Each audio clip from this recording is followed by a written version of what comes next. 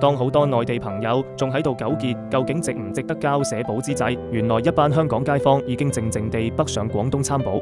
呢個反差真係好大，大家身邊有冇見到咁樣嘅情況？唔少內地朋友仲不停倒住條數，猶豫交唔交社保。但數據講晒事，截至2024年8月，港澳居民廣東參保人次較3年前大增118%。香港人其實條數計得好清楚，城鄉居民醫保一年500幾蚊，平均每月40零蚊，全年醫療兜底，住院最高報銷90%，靈活就業養老保險每月大約800幾蚊，退休後每月可領2000幾蚊，好快回本。靈活就業醫保每月400幾蚊，落內地社康醫院睇病可報銷，比起香港私家醫平一大截。到底佢哋睇中內地社保啲乜？香港強積金主要應付養老開支，功能單一，但內地社保可以同時兜住醫療、養老等各方面風險。好多香港街坊都話，大灣優醫院輪候時間短，唔使好似香港公立排隊等到耐，將來仲有退休金作額外收入，多一份保障，心中更加踏實。簡單講，社保唔係單純使錢，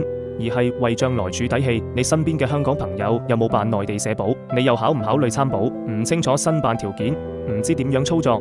直接 PM66索取完整攻略，歡迎評論區一齊交流。